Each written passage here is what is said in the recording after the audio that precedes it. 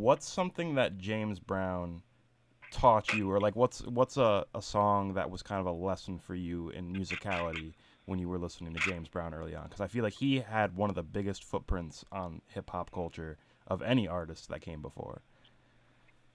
I think that James, like for me, just to see how he he fought against the system.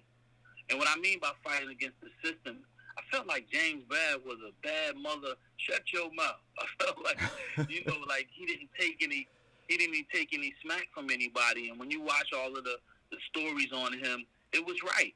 I had the opportunity to speak to James Brown in the 90s. We were going through sampling clearances for the album Here Come the Lord.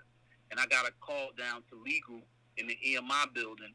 I believe it was the WIA building.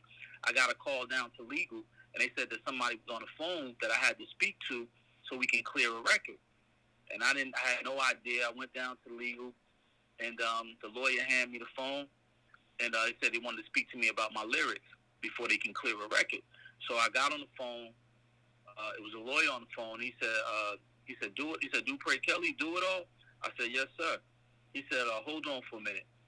The next voice I heard was, hey, what you mean? What you mean about jump up and down and wreck the whole town?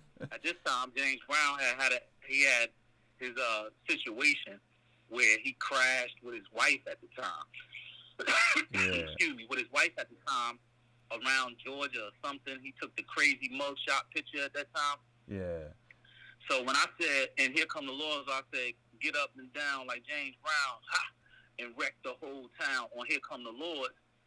He thought I was disrespecting him about his incident. He's like, you trying to be funny? He's like, you trying to be funny about my situation?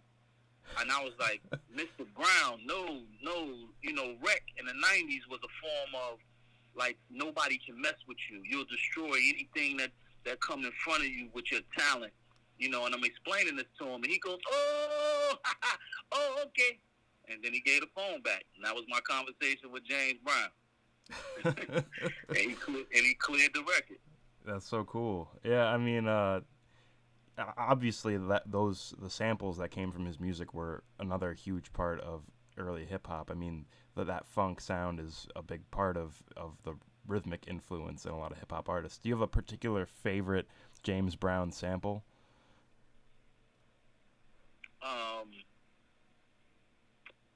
Yeah, I have when we sampled the drums. His drums were just crazy, man. I know Clarence played for him a lot. His drums is crazy. I love the drums, even though a lot of people used it. I love the drums that we use for Funky Child. Yo, yeah. Put your bad self. I just love it, man. Like his drummer, and how he was in the pocket with his band was just unbelievable. You know what I mean? It was just very unbelievable, man. So James Brown was when it comes to his groove was just so beautiful, man. It was like a lot of people couldn't even touch him.